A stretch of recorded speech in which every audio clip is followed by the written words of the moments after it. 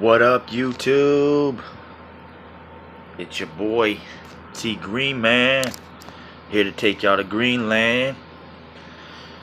So, if you're suffering, if you are scared of your dreams, if you're fighting with something in your life, addiction, homelessness, mental illness, anything, you're in the right place. Hit the subscribe button, like, comment. Anyone who feels like they are attacked or whatever, this is the place you want to be. TGreenMan is all about that. I speak the real rap, you know what I mean? I speak the message that encourages all those to stand up and be the best. Fortunately, I found out one of my friends, obviously I'm not going to disclose any of that information, but you know, one of my friends actually was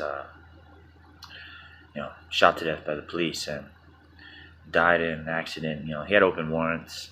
There was a struggle, so I don't know the full details and all that, but it's just the suffering to be in that situation, and to lose your life is it's intense. Especially I just lost a friend who I was actually trying to help back in June.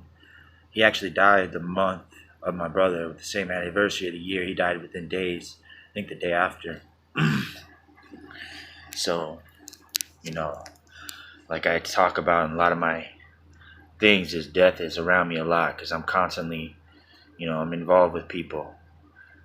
And the crazy part is, the brother of the guy who died actually helped me out. We made a business transaction and purchased some prepaid details and things, and it's crazy that I just literally talked to the brother of this guy 2 weeks ago, and I'm gonna see this guy eventually soon, and it's interesting because now we have something in common, obviously. Because I lost my brother and I lost his. It's interesting how my life gets connected to these. I have other friends who've lost their brothers too, and it's interesting to be connected. Once you have that connection with somebody, it's interesting. It's interesting to have a connection of suffering. You understand something that obviously you never understand somebody. You know what I mean? You can never say like, oh, I lost my brother, you lost your brother, so yeah, we feel the same. I understand how you feel. No, you never understand how somebody feels, because everybody feels differently. The only thing you have is that you understand the intensity of it. Like, what goes around it. It's not just like a regular loss. It's deep. And what's crazy is, like, this guy, like, I knew this dude when I was like 12 years old. We were at like slumber parties for one of my friend's birthdays that we used to have like yearly, and I was always really close with those guys. Like, we never had issues, throughout the time I knew him. And then real crazy is this guy. Last time I really seen him, I was in jail. It was 2 months. I did 2 months when I was 20 years old, and him and another guy I knew from school were there. And it's really interesting to see. Me and the other guy are great. We're doing pretty well in life. Obviously I'm still struggling a little bit, but not in the same way like that. But which is that's where you really see where your growth is. You think when you struggle at life, you have to think about where you were struggling along in your past.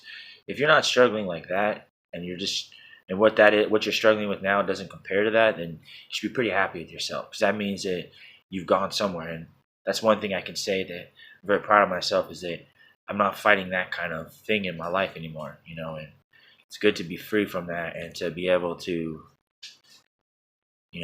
help those who come out of that situation and be there. And that's really what my success is for, is to help people like that. I want to be successful so I can give back and help the suffering, because I have so many ideas and so many ways to help people. So many. If I had the money. The problem is, I can't tell the government how to do it, because they don't listen to that stuff. You know what I mean? You can't go to them. They're all worried about stupid laws that don't really do much for society. We're all worried about whether or not we should have guns, or whether or not we should have this, or whether or not we should have that. We don't put programs in to actually help people. That's the problem. You know what I mean? We set up these stupid laws. We think we have to punish people to get our points across, instead of helping the people who are suffering. That's how you fix something. You help people who suffer. You know what I mean? You put into a system that creates places for those people to go to and get help. because you don't realize how hard it is to be inside the mind of somebody who's going through that.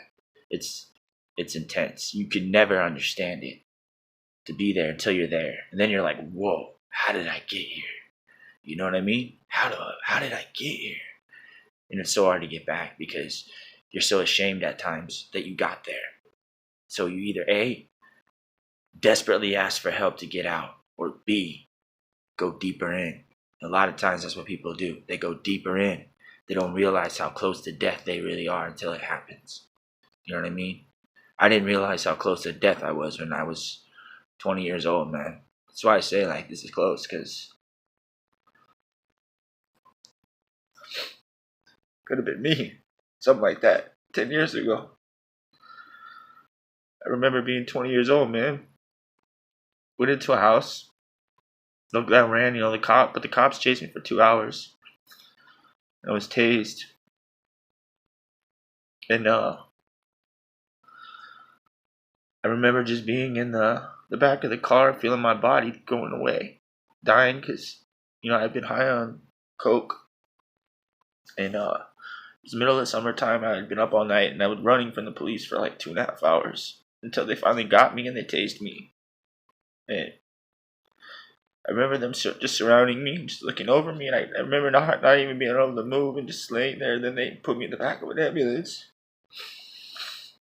And I remember them sitting me in there, and they were trying to keep me resuscitated while they were rushing. And I still felt blood coming out, and I could taste this nasty taste in the back of my mouth. And I remember they got into and I remember the cop actually knew me from other times that I'd been arrested prior. This is, you know what I mean? And then, they gave me into the room. And I remember I died. That's where I died. Right when they got me into the hospital, I died right there. And they had to resuscitate me right inside the ER room, right on the spot. And I remember that I couldn't move, I couldn't breathe, I couldn't talk. All I could do was see. I could see everything and I could hear everything, but I couldn't move or tell anyone to say. And then, they did whatever, and they finally got me back. They used the defibrillator and all that, and I came back, and I could move. But everything was so different at that point. I remember I was handcuffed to the bed at the time. I couldn't move either. And basically, my skin, it felt like rubber. Like, it felt like if I rubbed really hard, I could rub it off. Because I was sweating still. It was kind of cold. And, everybody had, face that was, cute. It's just, cute. And I just remember them, it was just they're just telling me, and they started asking me a bunch of questions. And I couldn't remember anything. I could only remember, I think, my date of birth, or I could hardly remember my name, where I lived. And then they needed to contact people, and I couldn't remember anything. And then finally, I saw this, epiphany in my head. I saw these, kids, running down this green hill, and light came over. And I could remember everything again. And I remember my mom, and then everybody came, and, it was very terrifying. There's a lot more to that story that was intense, but I think I was dead for, I don't know, 3 to 6 minutes, somewhere in there on the report. But looking at that, there's a couple other times, but that was probably the closest. That's actually where I was dead. I mean, I probably died for a second another time when I lost a lot of blood. I heard it. I heard the thing hit, and then everything flashed and came back, but it wasn't like this. But looking at that, and then I look at things that happen to my friends now, people I know, that could have been me, So, I take that stuff dear to me. That's why, to me, I really don't care about, money because I want to buy a bunch of stuff or do a bunch of things for myself. I care about money because I need to help people, because I know what they're going through. I know what they're feeling inside. I know what it feels like. I know what it feels like to hurt so bad that either you have to hurt someone else or you hurt yourself. I know what that feels like. I also know what it feels like after you escape from that and you finally get control of your life again, to exit yourself back into society and to have to deal with the actual things of society and not really being ready for it because you've spent so much time doing all this that you realize you don't really know what you're doing in life anymore. And you have to learn it all over again. That's hard. And that's the next thing that takes a lot of people who struggle, especially in, addiction and coming out of jail or mental illness, when you finally start, getting into society, like I'm on all three caps, you know what I mean? I have mental illness, I have addiction, and I've been in jail. I've done it all, you know what I mean? A lot of things were my choice when I was younger, and everything was really your choice. You're responsible for everything that happens to you, but, that's what we gotta really do though, man. That's what 2020 is about. That's what this next era is. It's for us to help encourage each other to become the best, to be the best. And I hope one day I can help, create programs through my own success to help these people, give them places to live, give them places for help, give them therapy, give them groups, give them everything they need, help them when they need food, help them when they don't understand, give them a place to vent when they need to talk. We don't realize how small these little things are that if we were to just put into, you know what I mean, we would actually help people. If you want to help people, you have to help and put money into it, you know what I mean? I obviously don't have a lot of money. I'm barely building my own success through myself. I have my own car, my own business that I built myself with a few $100s in my pocket.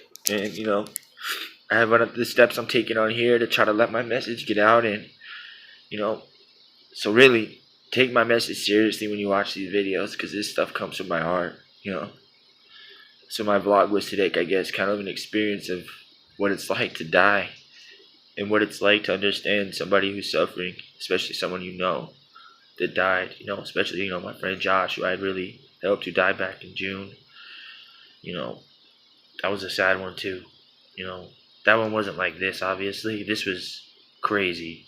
This is something, that's why I'm keeping the details very quiet for the family and everything, because it's a terrible tragedy to see that kind of stuff happen.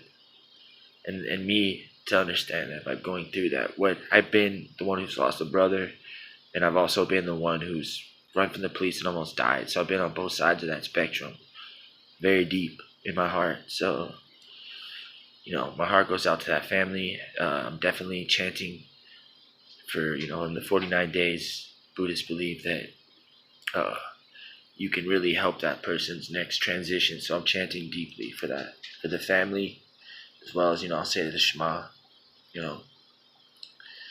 since I'm Jewish, we do that too. Maybe I would say Kaddish, but I don't think he has Jewish blood. That's not really customary, but Shema maybe. So thank you guys so much for tuning in. TGreenMan, sorry this one wasn't so great, but this one came from the heart. If you know people struggling like that, through things like that, really, if you have a friend who is struggling, for drugs or something, they ask you for whatever, don't necessarily give them stuff that's going to help them, but if you can be there to listen to them and, let them know that you're there if they want to talk. You can't really help them maybe with destroying themselves, but sometimes just being there to listen and to help guide them maybe, can help. I've had people that I took into that when I was using. We think that they're just going to run away from us when we tell them that, but they won't sometimes. You might be that lucky one that person actually listens to. So don't dismiss people just because they're ruining their life, Yeah, they ruin their life, but trust me, you could be in their position just as easily. It doesn't take very much to lose your life. It doesn't take very much, trust me. It's very simple. It just takes a small commitment. In a short time, you can change your whole life. It just depends on you. So thank you so much for tuning in, and have a great day.